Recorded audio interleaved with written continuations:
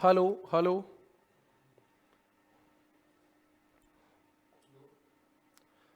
नमस्कार, मैं मनोज जागलान एक बार फिर आपके साथ लाइव हूं। और आज हम जो टॉपिक पढ़ेंगे वो बहुत मोस्ट इम्पोर्टेंट टॉपिक है, लगभग हर परीक्षाओं में पूछा जाता है। क्योंकि आपको पता ही है, पर्यावरणीय समस्याओं से संबंधित क्वेश्चन तो हर एग्जाम में पूछे जाते हैं। आज हम इससे पहले जो पर्यावरणीय समस्याओं को डिस्कस कर चुके हैं, जैसे ग्लोबल वार्मिंग, अम्लीय वर्षा, जैव विविधता, पर्यावरण प्रदूषण, ओजोन परत अपक्षरण, उन सब को रोकने के लिए, उन सब के समाधान के लिए वर्ल्ड लेवल पे, विश्व लेवल पे जो उनके समाधान के प्रयास किए गए हैं, उन प्रयासों की आज हम चर्चा करेंगे। कौन कौन से सम्मेलन हुए, किस सम्मेलन में किस चीज पे सहमति बनी, किस प्रकार के विचार बने। आपसे सवाल पूछे जा सकते हैं, एक तरफ 4 सम्मेलन दे देंगे, एक तरफ 4 साल दे देंगे, उनको उचित मिलान करो। एक तरफ आपको 4 सम्मेलन दे देंगे, एक तरफ 4 समस्याएं दे देंगे, किस सम्मेलन का संबंध किस पर्यावरणीय समस्या से था, यह भी आपसे पूछा जा सकता है। पहला पृथ्वी सम्मेलन कब हुआ, दूसरा पृथ्वी सम्मेलन कब हुआ, ओजोन परत को बचाने के लिए पहला अंतरराष्ट्रीय प्रयास कब किया गया, ग्लोबल वार्मिंग को रोकने के लिए कौन सा प्रोटोकॉल लागू किया गया, क्योटो प्रोटोकॉल में कौन सी 6 गैसों को रोकने का प्रस्ताव पारित किया गया। इस प्रकार के संबंध क्वेश्चन आपसे पूछे जाएंगे। आज तक बहुत सारे सम्मेलन हुए, लेकिन मैं आपके साथ 10 से 11 सम्मेलन जो इंपॉर्टेंट हैं उन पे डिस्कस करूंगा आपके साथ। तो आप जल्दी से जुड़िए और समझना शुरू कीजिए। सबसे पहला जो हम सम्मेलन शुरू करेंगे वो करेंगे स्टॉकहोम सम्मेलन। स्टॉकहोम सम्मेलन 1972 में हुआ। कहां हुआ? स्वीडन में। ओके जी। अब आपको 3 बातें पता होनी चाहिए। पहली बात, संयुक्त राष्ट्र संघ की अगुवाई में यह सम्मेलन हुआ। पृथ्वी के समग्र पर्यावरण, किसी भी पर्यावरण की समस्या हो, पृथ्वी के समग्र पर्यावरण पर सम्मेलनों के माध्यम से व्यापक विचार विमर्श की शुरुआत इसी सम्मेलन से हुई थी। और UNEP, united nation environment programme की स्थापना इसी सम्मेलन में हुई। यही वो सम्मेलन था जिसमें 5 जून को पर्यावरण दिवस बनाने की घोषणा की गई। बनाया गया था पहली बार 1974 में, लेकिन घोषणा 1972 में इसी सम्मेलन में हुई थी। और इसी सम्मेलन में पर्यावरण को बचाने के लिए 25 सूत्रीय घोषणा पत्र तैयार किया गया था और लगभग 119 देशों ने इस सम्मेलन में भाग लिया था। ये सब बातें मैं आपके साथ जो डिस्कस की अभी, ये मैं आप लिख देता हूं, आप इनको सुन लोगे, साथ साथ लिख लोगे। और बहुत जरूरी होता है आपकी सफलता के लिए 3 चीजें। पहले किसी बात को समझें, फिर उसको नोट्स में बदलें, नोट्स में लिखें और उसको बार बार आप रिवीजन करें। और 3rd नंबर पे, आप यदि सफलता चाहते हो, जिस भी परीक्षा की आप तैयारी कर रहे हो, PYQ, प्रीवियस ईयर क्वेश्चंस को आप बार बार प्रैक्टिस कीजिए। ये बहुत जरूरी चीज है और इसीलिए आपको थोड़ा सा समय में साथ साथ देता चलूंगा ताकि आप लोग क्या कर सको, अपने नोट्स बना सको। ओके। संयुक्त राष्ट्र संघ की अगुवाई में पृथ्वी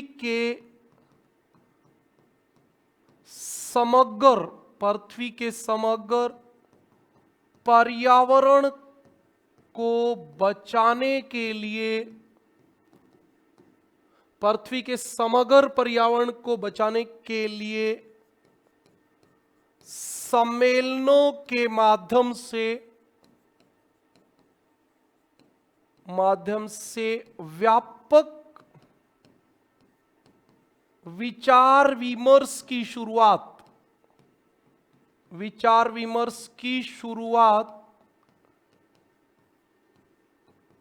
इसी सम्मेलन से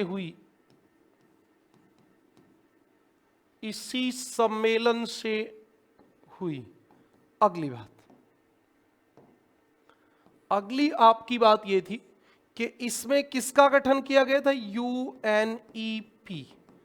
UNEP, united nation environmental programme. United nation environmental programme, संयुक्त राष्ट्र पर्यावरण कार्यक्रम। संयुक्त राष्ट्र पर्यावरण कार्यक्रम की स्थापना। ठीक है भाई। अब आपको यह भी पता होना चाहिए कि यूएनईपी का मुख्यालय कहां है। इसका मुख्यालय जो है वो नैरोबी में है। नैरोबी। आपका ये नैरोबी है कहां? केन्या में। केन्या। अच्छा, ये यूएनईपी काम क्या करता है? ये यूएनईपी क्या काम करता है बताओ भी? पर्यावरण संबंधी गतिविधियों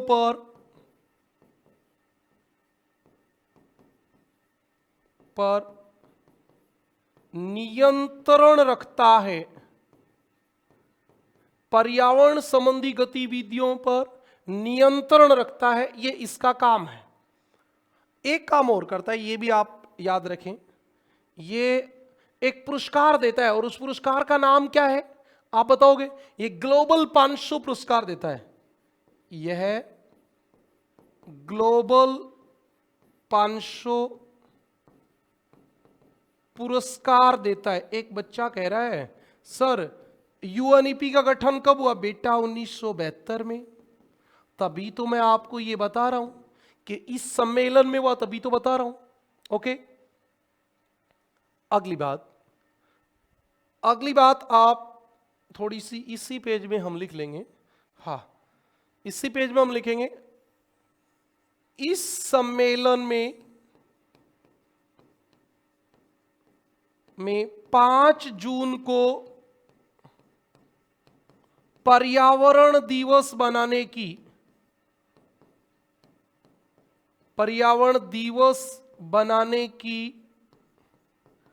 घोषणा हुई। अच्छा, केवल घोषणा हुई। हां, शुरुआत कब हुई थी? 1974 में। बनाया कब गया? 1974 में। पहला पर्यावरण दिवस कब बनाया गया? 1974 में। यह भी आपको याद रहना चाहिए। और एक बात और है, पर्यावरण बचाने के लिए क्या किया गया? 25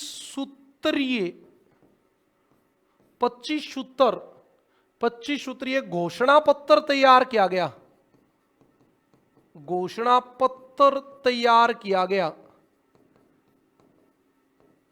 इस सम्मेलन में जो 119 देशों ने भाग लिया था, उस 119 देशों ने इस 25 सूत्रीय घोषणा पत्र पर सिग्नेचर किए कि हम इन सब बातों को मानते हैं। इन सब बातों को हम मानते हैं।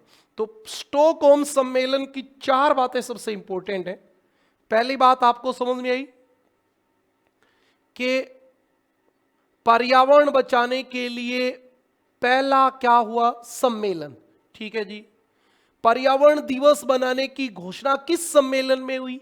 5 जून 1972 को घोषणा की गई और स्टॉकहोम सम्मेलन में इसकी घोषणा हुई। दूसरी बार यूएनईपी का गठन किस सम्मेलन में हुआ? स्टॉकहोम सम्मेलन में हुआ। यूएनईपी का मुख्यालय कहां है? नैरोबी में है। यूएनईपी काम क्या करती है? पर्यावरण संबंधी गतिविधियों पर नियंत्रण रखती है और ग्लोबल 500 जो है वो आपका पुरस्कार भी देती है। ये भी याद रखें, ग्लोबल 500 पुरस्कार देती है। इसका मुख्यालय नैरोबी में। मैंने साथ में आपके यूएनईपी करा दिया इसमें। हाँ, थोड़ा सा अलग कराते तो ज्यादा बेटर रहता। दूसरा आपके एक होता है, उसको हिंदी में तो ऐसे लिख देते हैं साइट्स, और वैसे आपका लिख देते हैं CITES। तो इसको सिटीज भी बोल देते हैं, लेकिन ये गलत है, साइट्स बोला जाएगा। इसका मतलब होता है convention, convention, convention on international, international trade, trade, international trade in endangered, endangered, endangered होते हैं संकट प्राय, मतलब जिन प्रजातियों को खतरा है, इंडेंजर्ड स्पीसीज, इंडेंजर्ड स्पीसीज मतलब जो संकट प्राय प्रजातियां हैं उनके अंतरराष्ट्रीय व्यापार पर एक संधि हो गई, एक नियम बन गया और ये पूरे विश्व में वन्य जीवों के संरक्षण से संबंधित सबसे बड़ा समझौता था, सबसे बड़ा समझौता था और ये वन्य जीवों के अवैध अंतरराष्ट्रीय व्यापार को प्रतिबंधित करता है। तो आपको यह बात याद रखनी,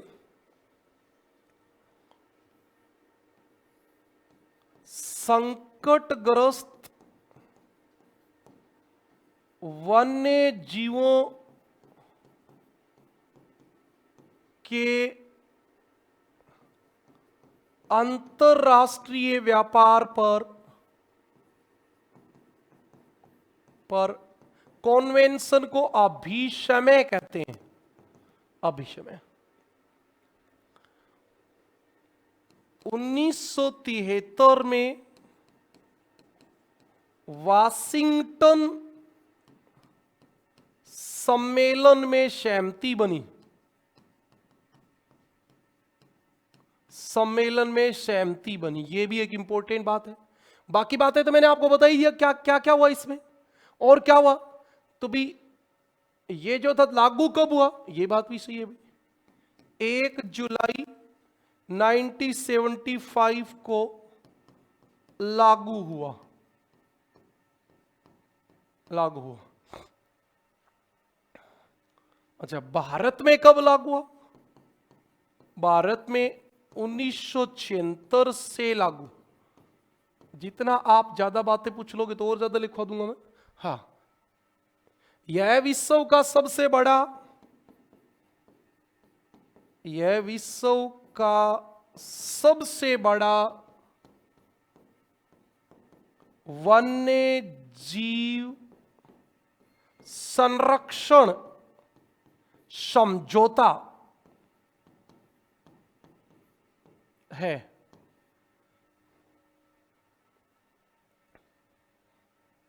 यह वन्य जीवों के अंगों के अंतरराष्ट्रीय व्यापार को प्रतिबंधित करता है। ये आपकी बात थी। जो साइट्स क्या है, आपसे सवाल पूछ रहे थे तो आप बता दोगे, मुझे नहीं लगता कोई बहुत मुश्किल है। वन्य जीवों के संरक्षण के लिए जो समझौता हुआ उसे क्या नाम दिया गया? Sites. Convention on international trade in endangered species, ये आपकी बात है। कब हुआ? 1973 में। कब लागू हुआ? 1975 में। इंडिया में कब लागू हुआ? 1976 में। एक पेज पे एक ही बात लिखेंगे अपन। हाँ, तीसरा नाम से ही उससे लिख देता हूं जिससे प्रश्न आएगा। प्रथम जलवायु सम्मेलन। देखो, मैंने इसको शहर के नाम पे नहीं लिखा, मैंने इसको लिख दिया प्रथम जलवायु सम्मेलन, क्योंकि पेपर में ये इसी प्रकार आता है, प्रथम जलवायु सम्मेलन। ये कब हुआ? 1979 में जिनेवा में। वैसे मुझे लिखना था जिनेवा सम्मेलन। जिनेवा कहां है? स्विट्जरलैंड में। बस इतनी काम की बात है। विश्व का प्रथम जलवायु सम्मेलन कहां हुआ? जिनेवा में। कब हुआ? 1979 में। प्रथम विश्व जलवायु सम्मेलन। जलवायु परिवर्तन से संबंधित प्रथम सम्मेलन कब हुआ? 1979 में। कब हुआ, कहां हुआ? जिनेवा में। ओके। इसके बाद हम यदि और अगले पे चलें तो हमारा वियना सम्मेलन भी थोड़ा सा इंपॉर्टेंट रहता है, जिसमें जो बात इंपॉर्टेंट है वही मैं आपके साथ डिस्कस करूंगा। फालतू की बातें डिस्कस करने का कोई सेंस नहीं है। वियना सम्मेलन कब हुआ? 1985 में। कहां हुआ? वियना कहां है? ऑस्ट्रिया की राजधानी है। ऑस्ट्रिया, ऑस्ट्रिया में हुआ। यह किससे संबंधित था? ओजोन परत अपसरण से संबंधित। अच्छा, एक बात आपको ओजोन परत में मैंने बताई थी। 1985 में अंटार्कटिका महाद्वीप पर, अंटार्कटिका पर ओजोन छिद्र की खोज हो गई थी। छिद्र की खोज हुई। तो जिस समय यह पता चला कि ओजोन परत जो है उसमें छिद्र हो रहा है, तो आपको पता है फिर क्या हो गया?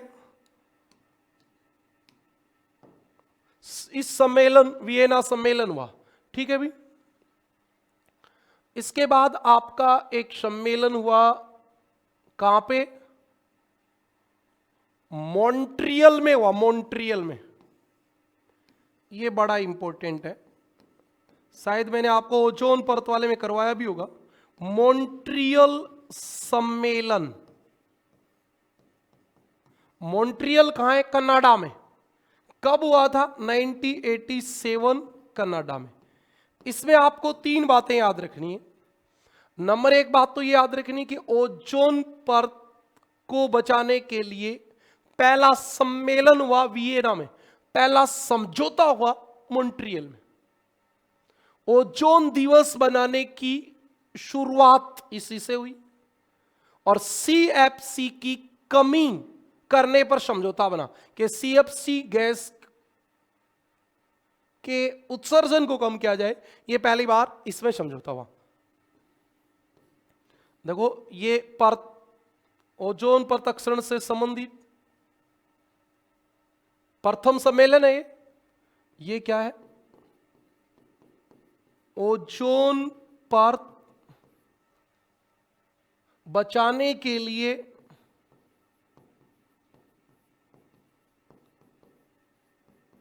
प्रथम अंतरराष्ट्रीय समझौता,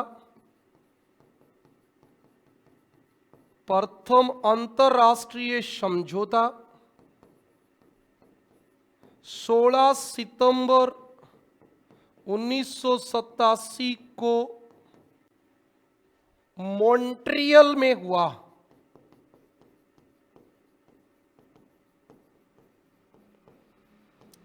इसीलिए 16 सितंबर को ओजोन दिवस बनाया जाता है। ओजोन दिवस बनाया जाता है। ठीक है भी। एक बात, इस समझौते में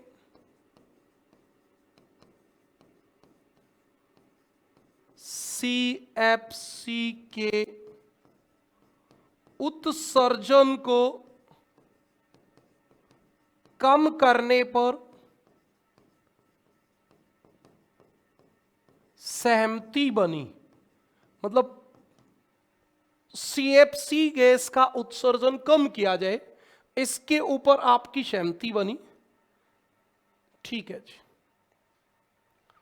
अच्छा, उसके बाद आप बताओ प्रथम पृथ्वी सम्मेलन कब हुआ? बताओगे? प्रथम पृथ्वी सम्मेलन 6 नंबर हम नाम देंगे रियो, रियो डी जेनेरियो। ये कहां है? रियो।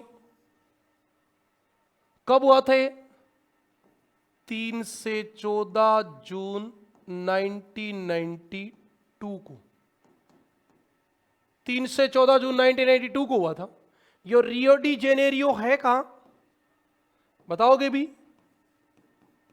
रियो डी जेनेरियो ब्राजील में। पहले लिख दूं फिर बता दूंगा क्या क्या बातें। प्रथम पृथ्वी सम्मेलन, आर्मी तक के एग्जाम में आ चुका है ये प्रश्न। प्रथम पृथ्वी सम्मेलन तुम्हें याद है क्या? स्टॉकहोम सम्मेलन कब हुआ था? 1972 में। और ये कब हुआ? 1992 में। स्टॉकहोम सम्मेलन की 20वीं वर्षगांठ पर आयोजित। तुम्हें यह भी याद होगा कि स्टॉकहोम सम्मेलन जो था वो पृथ्वी के पर्यावरण से संबंधित प्रथम क्या था? विचार विमर्श की शुरुआत हुई थी। 178 देशों ने भाग लिया, कम नहीं है। स्टॉकहोम में 119 ने लिया था, अब 178 देशों ने लिया। इसको और क्या कहते हैं? पृथ्वी बचाओ सम्मेलन भी कहते हैं। इसे पृथ्वी बचाओ सम्मेलन भी कहते हैं। और आपको पता हो तो ये मैं आपको बता चुका हूं, एजेंडा 21 को सहमति दी। मतलब 21वीं शताब्दी में विश्व कैसे जिएगा, इसके लिए एजेंडा 21 बनाया गया। एजेंडा 21 बनाया गया और एजेंडा 21 को स्वीकृति दी गई। और एक बात और याद रखनी है,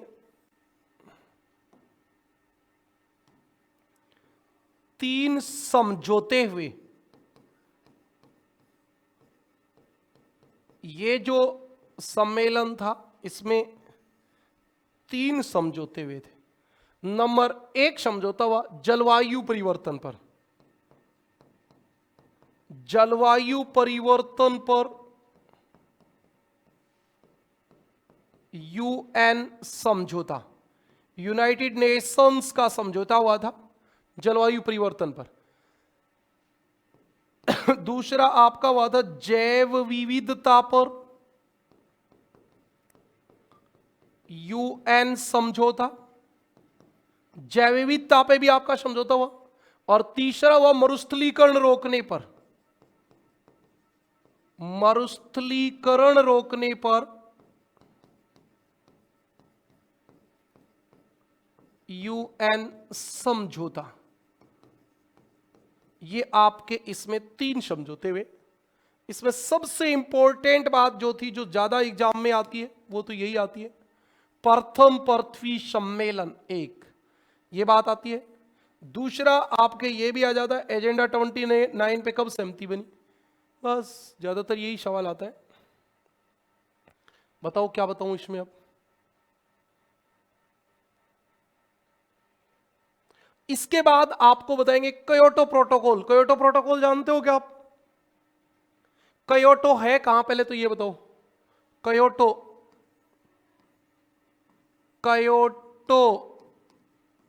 और प्रोटोकॉल।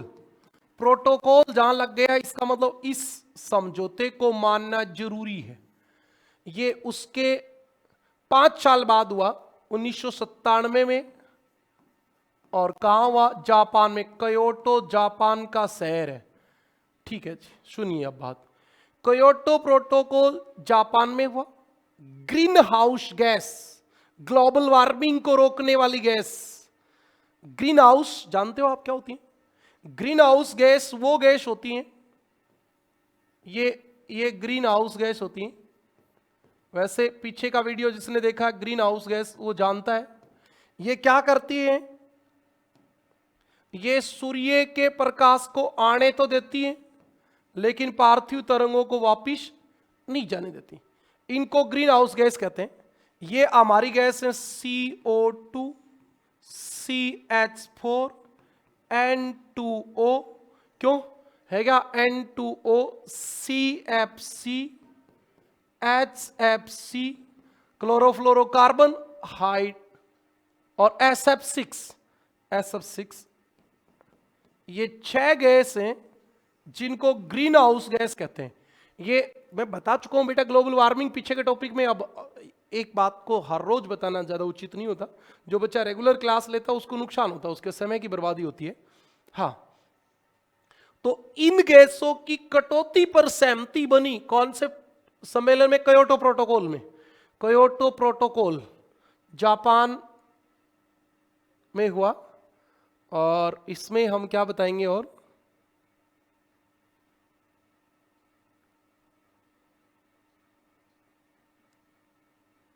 सर नहीं पढ़ा मैंने वीडियो, तो बेटा तो आपकी गलती है, पढ़ लेना चाहिए था पहले, पीछे का देख लेते। हाँ, सबसे पहले ग्रीन हाउस गैसों की पहचान। ओके, पहली बार ये पता लगाया गया कि कौन सी गैस ऐसी है जो सूर्य के प्रकाश को आने तो देती है लेकिन पार्थिव तरंगों को वापिस नहीं जाने देती। ये क्योटो प्रोटोकॉल में हुआ। ओके, ग्लोबल वार्मिंग को कम करना मुख्य उद्देश्य, इस सम्मेलन का उद्देश्य था ग्लोबल वार्मिंग कैसे भी करके कम की जाए। इसे ग्रीन हाउस सम्मेलन भी कहते हैं।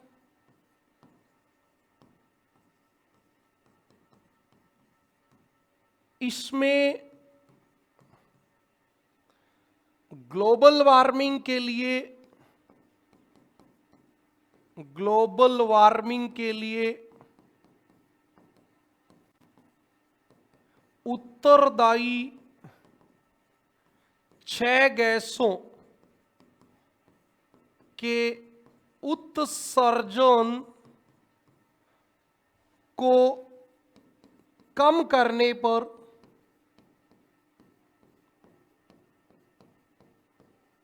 सहमति बनी। कम करने पर सहमति बनी। ये 6 गैस रही 1 2 3 4 5 6। और ग्लोबल वार्मिंग में मैंने एकदम लिख रखी है सारी बातें। एक काम की बात और, यह 16 फरवरी 2005 को लागू हुआ। पहले आपको पता होगा शायद यूएसए वगैरह ने मना कर दिया था कि हम इन 6 गैसों का उत्सर्जन कम करेंगे तो हमारा देश इंडस्ट्रियल डेवलपमेंट कैसे कर पाएगा, तो ये लागू नहीं हो पाया था। फिर आपके जाके ये 16 फरवरी 2006 को लागू हुआ।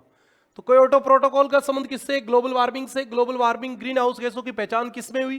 क्योटो प्रोटोकॉल में। कौन सी 6 गैसें हैं जिनको क्योटो प्रोटोकॉल में शामिल किया गया? CO2, CH4, N2O, CFC, HFC, SF6। ये थी आपकी।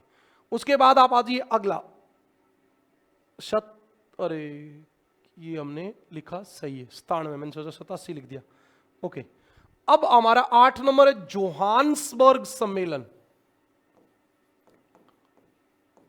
जोहान्सबर्ग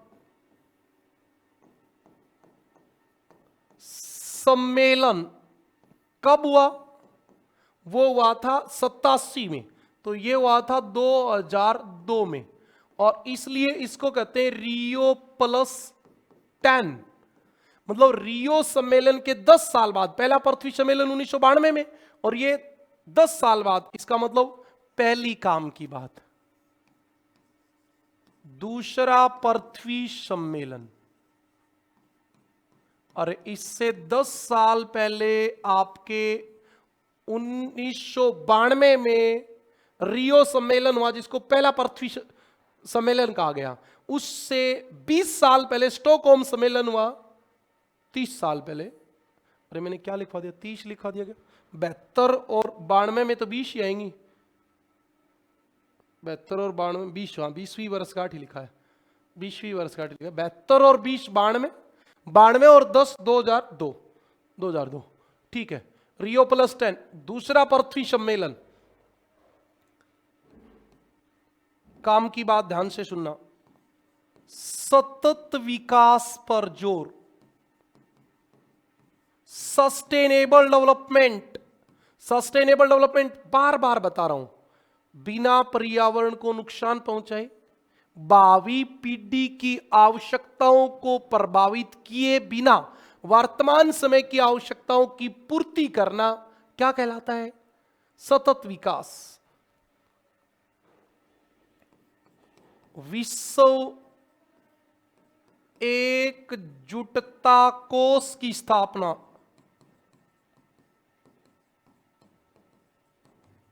विश्व एकजुटता कोष की स्थापना की गई। इसमें विश्व एकजुटता कोष की स्थापना की गई, बिल्कुल।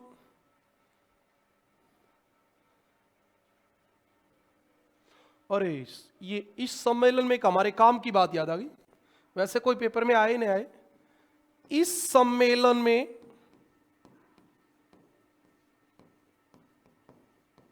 अटल बिहारी वाजपेयी ने कहा था, क्या कहा था भाई बताओ, क्या कहा था? विकास करो लेकिन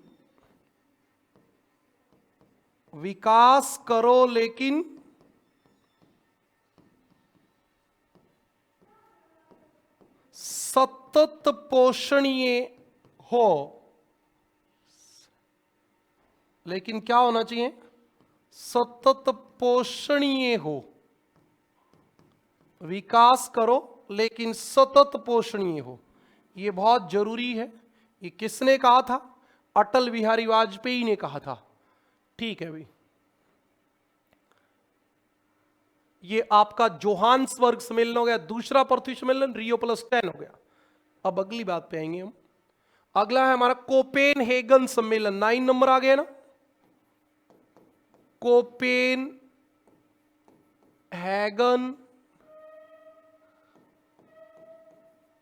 सम्मेलन। अच्छा, कोपेनहेगन सम्मेलन जो है आपका, वो कब हुआ? 2009 में डेनमार्क में हुआ, डेनमार्क में।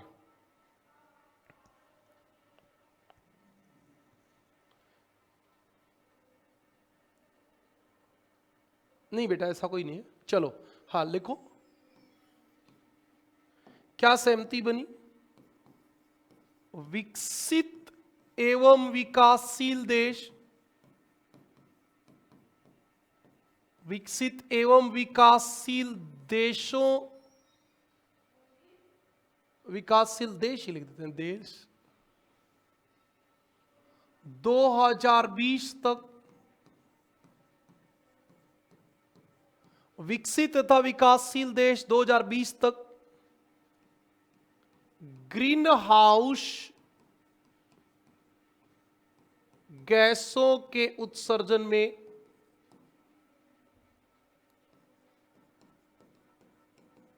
उत्सर्जन में भारी कटौती करेंगे। सर ये आएगा क्या? ना नहीं आएगा। इससे सवाल आएगा तो फिर यही आएगा, ये वाला low carbon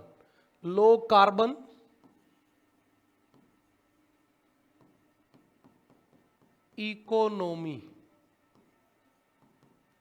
low carbon economy की अवधारणा दी। इसमें यह कॉन्सेप्ट दिया गया कि आप विकास करो, अपनी इकोनॉमी का डेवलपमेंट करो, लेकिन कार्बन का उत्सर्जन इतना ज्यादा मत करो। आप इसको ये बोल सकते हो, कम कार्बन अर्थव्यवस्था की संकल्पना दी। ये इसकी काम की बात है। कम कार्बन की अर्थव्यवस्था, लो कार्बन इकोनॉमी का कॉन्सेप्ट दिया गया इसमें। ठीक है जी। उसके बाद आपका एक हुआ नासा दुआ सम्मेलन 2007 में। अरे हमने पहले 2009 का लिख दिया, कोई बात नहीं, अब लिख देंगे, कोई बात नहीं, लिखा गया तो लिखा गया। तो 10 नंबर, कोई फर्क भी नहीं पड़ता। नासा दुआ कहां का शहर है बताओ? नासा दुआ सम्मेलन। ये टॉपिक पढ़ना बच्चों के लिए थोड़ा सा मुश्किल रहता है, वीडियो भी नहीं देखते हैं क्योंकि कोई मजा थोड़ी आएगा इसमें, इंटरेस्ट थोड़ी आएगा, नहीं आएगा। ये तो बात है समझ नहीं। अब नासा दुआ का है इंडोनेशिया के बाली द्वीप पर। इंडोनेशिया के बाली द्वीप पर नासा दुआ शहर में 2007 में सम्मेलन आयोजित हुआ और इसमें आईपीसीसी की चौथी रिपोर्ट प्रस्तुत की गई। और उस समय आईपीसीसी के अध्यक्ष जो थे वो राजेंद्र पचौरी थे। राजेंद्र पचौरी जो थे वो भारतीय मूल के थे और उस आईपीसीसी की चौथी रिपोर्ट को नोबेल पुरस्कार मिला है। आज तक नोबेल पुरस्कार मिला है और वो नोबेल पुरस्कार राजेंद्र पचौरी, वो अमेरिकी राष्ट्रपति ने लिया था। और राजेंद्र पचौरी का संबंध हमारे भारत से इसलिए थोड़ा सा काम का बन जाता है। हाँ, इंडोनेशिया के बाली द्वीप पर 2007 में हुआ। इंडोनेशिया के बाली द्वीप पर 2007 में यह सम्मेलन हुआ। नासा दुआ तो शहर का नाम है ही, जिसमें आईपीसीसी ने अपनी चौथी रिपोर्ट प्रस्तुत की। अच्छा, आईपीसीसी क्या होती है ये आपको नहीं पता तो थोड़ी देर में बता दूंगा। आईपीसीसी यूएन की सबसे बड़ी संस्था है। एक दूसरी बात यह है कि इसका अध्यक्ष का जो चुनाव होता है वो 193 देशों के लोग वोट के द्वारा उसका चयन करते हैं। इसका अध्यक्ष 193 देशों के द्वारा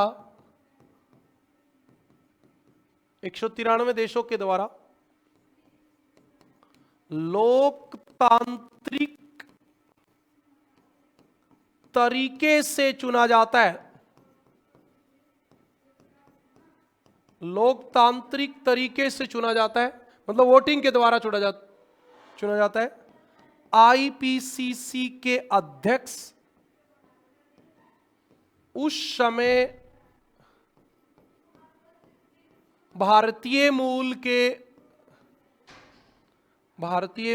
के राजेंद्र पचौरी थे। ये बात केवल मैं इसलिए बता रहा हूं कि राजेंद्र पचौरी भारतीय मूल के थे, है ना। और इन्होंने चौथी रिपोर्ट प्रस्तुत की थी। इस रिपोर्ट को नोबेल पुरस्कार मिला। हाँ, बस इतनी काम की बात है कि नोबेल पुरस्कार मिला था इस रिपोर्ट को, और ये नोबेल पुरस्कार इसी राजेंद्र पचौरी जी ने लिया था। तो ये हमारे लिए इंपॉर्टेंट बात है क्योंकि ये जो रिपोर्ट थी तो इसमें विश्व शांति से संबंधित बातें की गई थी और इसलिए इन्हें नोबेल पुरस्कार मिला था आईपीसीसी को। 11 नंबर, कानकून सम्मेलन। आपने नाम सुना है कानकुन सम्मेलन? कहां हुआ? 2010 में मैक्सिको में हुआ। कानकुन मैक्सिको में 2010 में हुआ। मैक्सिको में दिसंबर 2010 में 16वां संयुक्त राष्ट्र जलवायु सम्मेलन हुआ। और इस कानकुन सम्मेलन में हरित कोष बनाने के लिए 100 अरब डॉलर निवेश पर सहमति बनी। बस इतनी बात थी। इसमें हरित कोष बनाने के लिए 100 अरब डॉलर के निवेश पर सहमति बनी। के निवेश पर सहमति बनी थी। ये 16वां संयुक्त राष्ट्र जलवायु सम्मेलन था।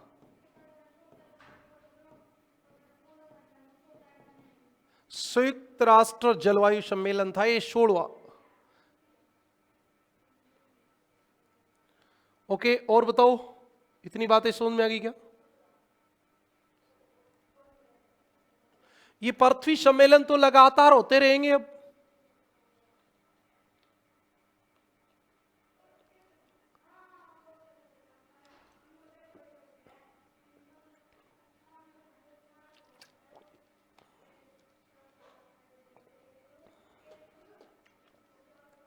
ओके, अगले पे चले। विश्व पृथ्वी सम्मेलन 2016। एक बात तो आपको यहां से ये क्लियरली समझ में आ जानी चाहिए। क्या समझ में आ जानी चाहिए? कि ये पृथ्वी सम्मेलन है। 22 अप्रैल को बनाया जाता है। 22 अप्रैल 2016 को, 22 अप्रैल को ही तो बनाया जाता है पृथ्वी सम्मेलन। 22 मार्च को जल दिवस मनाया जाता है। 22 अप्रैल 2016 को संपूर्ण विश्व में 46वां पृथ्वी सम्मेलन बनाया गया। ठीक है जी, तो सब जगह बनाया गया, तो यहां बनाया गया। ये कहां बनाए गए? न्यूयॉर्क,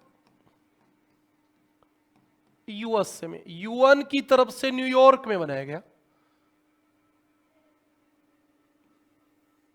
इस बार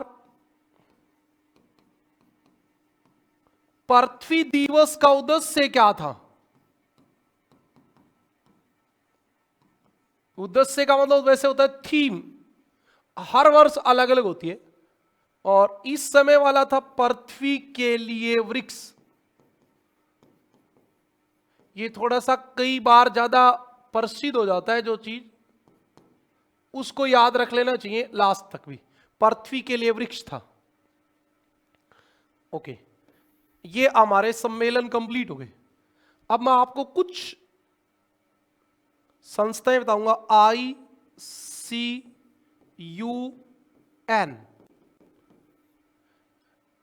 international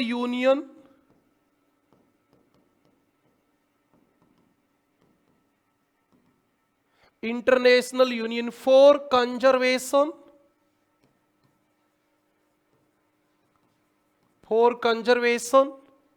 of nature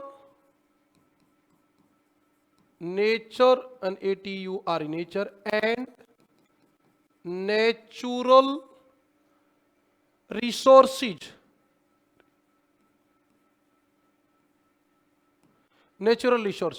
ICUN, International Union for Conservation of Nature NATURE, NATURE, nature and natural resources, ये इसकी फुल फॉर्म है। इसका मुख्यालय कहां है?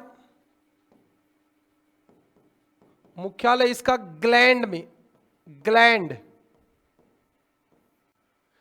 ग्लैंड कहां है सर? स्विट्जरलैंड में बेटा।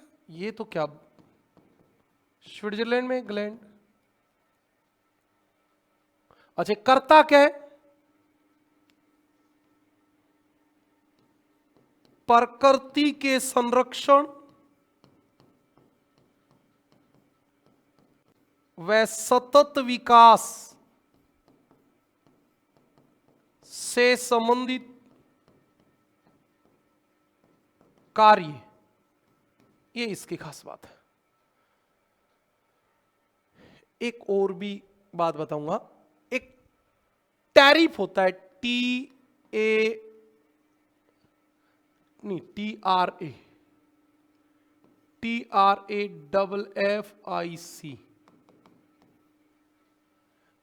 टैरिफ, टैरिक, trade recorded analysis of flora and fauna in commerce. मुख्यालय कैम्ब्रिज में, यूके में। कुछ नहीं है, इतनी बात याद रखनी है, यह पादप व जंतुओं के अवैध व्यापार पर नियंत्रण रखता है। अभी तो बहुत कुछ है, तो भाई छोटी छोटी बातों को भी हम छोड़ दें तब तो कोई दिक्कत नहीं होती, लेकिन जब बात करनी शुरू कर दें तो बहुत हो जाती है। भी एक आपका WWF, WWF बताओ क्या होता है? WWF, WWF क्या होता है? World wild fund for nature, for, अरे ऑफ नहीं, for nature, world wide fund for nature. अच्छा, FOUND लिख दिया क्या? FUND, fund for nature. इसका मुख्यालय कहां है? मुख्यालय इसका ग्लैंड में। ग्लैंड। एक इसका प्रतीक चिन्ह पूछ लिया जाता है कई बार, प्रतीक चिन्ह, लाल पांडा, लाल पांडा, लाल पांडा इसका प्रतीक चिन्ह है। अच्छा, IPCC क्या है? International panel on climate change, on climate change, international panel on climate change. इसका मुख्यालय कहां है? जिनेवा। अच्छा, एक बात बताओ, काम तो क्लाइमेट चेंज भी करेगा, इसको बताने की कहां जरूरत है, कोई दिक्कत वाली बात नहीं है। अब हम बात करेंगे कुछ भारतीय संस्थाएं। भारतीय संस्थाएं, ये केवल मैं आपको वो भारतीय संस्थाएं कराऊंगा क्योंकि ये टॉपिक वर्ल्ड लेवल का है, लेकिन हमारे ये टॉपिक जो माध्यमिक शिक्षा बोर्ड की किताब में जहां लिखा है वहां बॉक्स में आपकी भारतीय कुछ संस्थाएं लिखी हैं, तो जितना उस बुक में लिखा उतना ही मैं आपको लिखा दूंगा क्योंकि ज्यादा जरूरत वैसे ही नहीं, वर्ल्ड लेवल का टॉपिक है।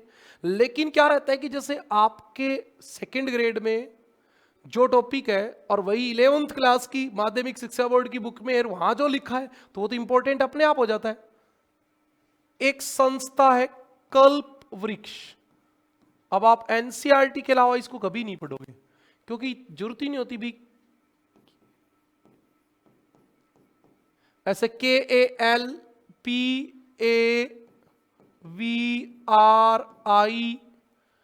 KALPAVRIKSH, इसका नाम बनेगा वैसे Calprix is a non-profitable organization working on environmental and social issues. यह पर्यावरण एवं सामाजिक विषयों पर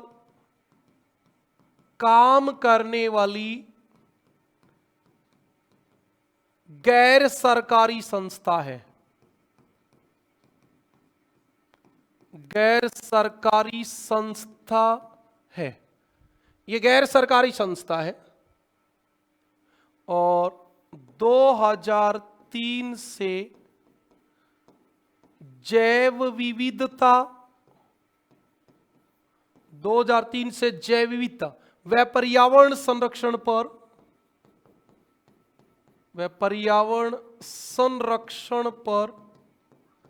काम कर रही है। पर्यावरण संरक्षण पर काम कर रही है। अगला botanical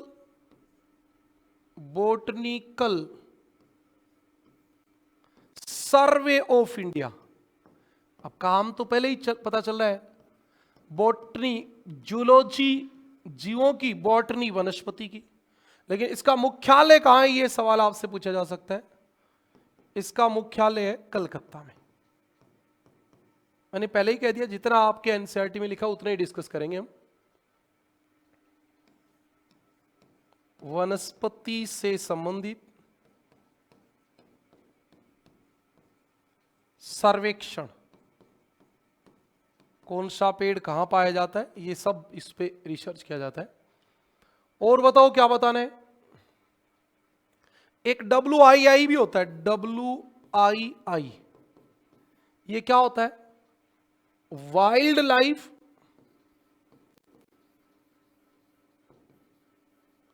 life institute of India.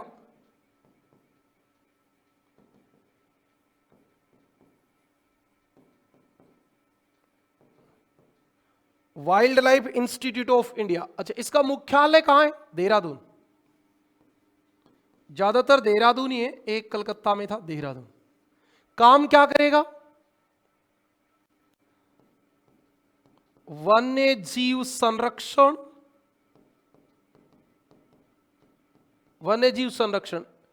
और प्रबंधन में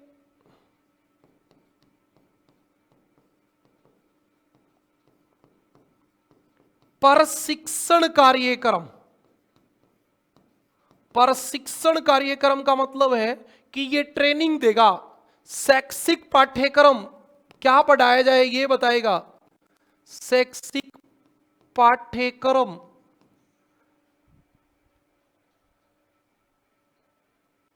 को निर्धारित करता है। भारत में कोई वन्य जीवों के ऊपर कोई डिग्री हासिल करना चाहता है तो उसे क्या पढ़ना है, क्या नहीं पढ़ना है, ये WII डिक्लेयर करेगा। FRI भारतीय वन अनुसंधान संस्थान institute, Bharat forest research institute, ये 1906 में देहरादून में स्थापित किया गया था, तो हमें पहले से ही पता है। एक आपका नीरी ये है राष्ट्रीय पर्यावरण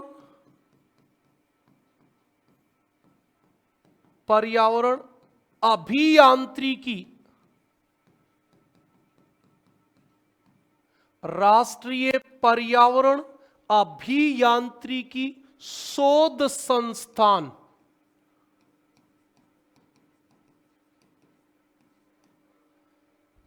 अभियांत्रिकी शोध संस्थान है और ये आपका नागपुर में है और 1958 में आपका स्थापित किया गया था, तो ये भी आप याद रख लेना। ये क्या करता है? पर्यावरण और इंजीनियरिंग से जुड़े अनुसंधान करता है। अच्छा एक बार बताओ, काजरी कहां है? Central arid zone research institute, केंद्रीय शुष्क अनुसंधान संस्थान, जोधपुर में। कब स्थापित किया गया? अभी बता दो। 1959 में। 1959 में। ठीक है जी, ये बात भी पूरी हो गई। अब और क्या पढ़ाऊं? जब पर्यावरण से संबंधित बातें चल रही हैं तो कुछ बातें और लिखा देता हूं, आपको बाद में ढूंढना नहीं पड़ेगा। विश्व वानिकी दिवस कब मनाया जाता है? चलो आप लोग कमेंट करते चलोगे या मैं बस साथ ही बताता चलूं? विश्व वानिकी दिवस 21 मार्च, साथ ही बता देता हूं। दूसरा विश्व धरोहर दिवस, विश्व धरोहर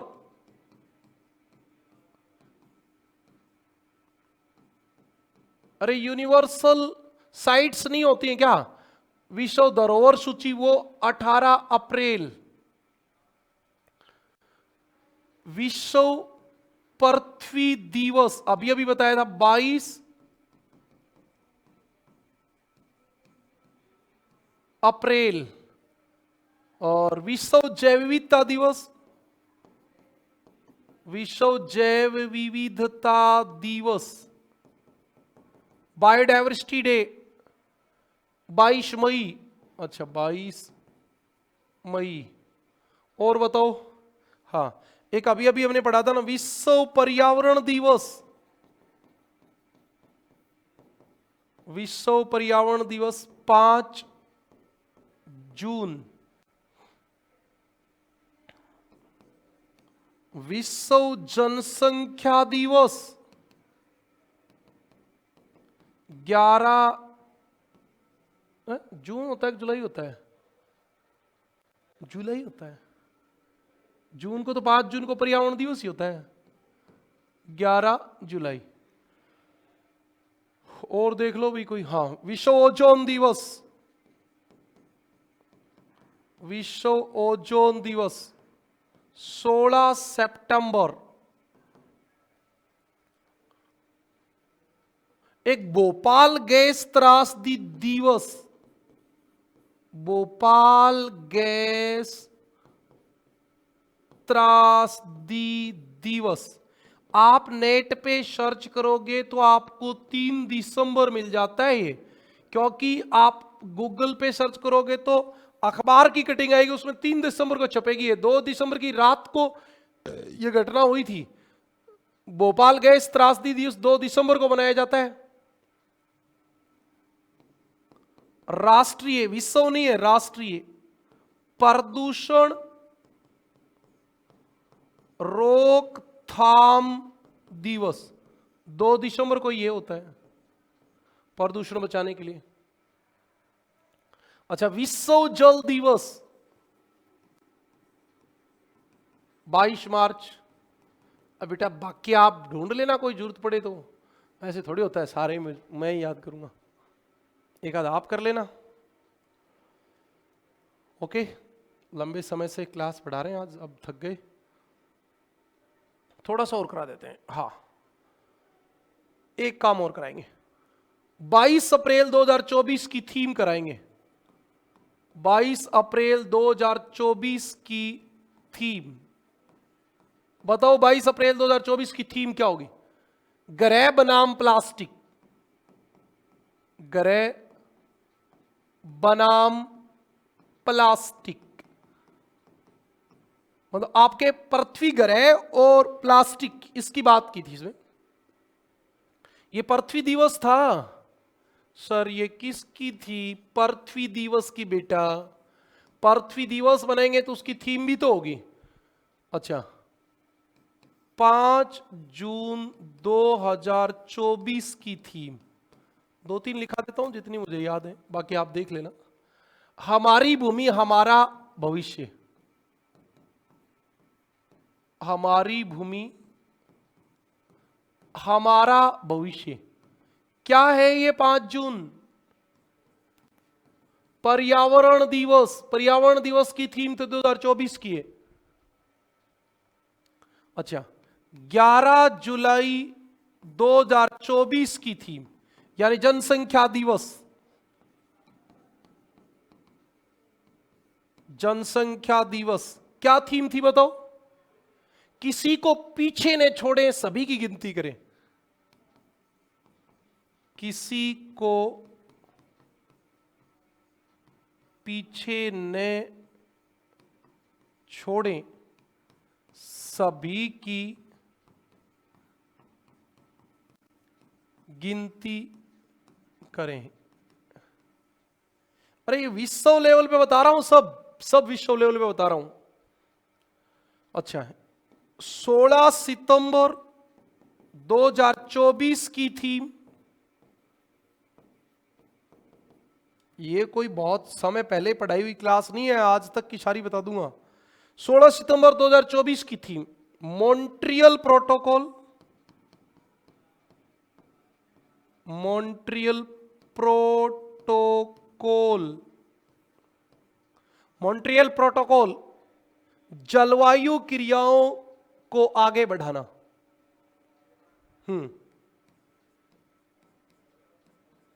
जलवायु क्रियाओं को आगे बढ़ाना। ठीक है भी, कोई समस्या किसी प्रकार की, किसी को समस्या रहे तो आप मुझे जागलान सर के नाम से जहां कहीं, नहीं भी ये गलत बात है, प्रचार करना गलत बात है। हाँ, ये आपका टॉपिक था जो कंप्लीट हो गया। आज के लिए इतना ही, हम फिर मिलेंगे, तब तक के लिए अलविदा, धन्यवाद, बेस्ट ऑफ लक। उम्मीद करते हैं आप पढ़ते रहोगे।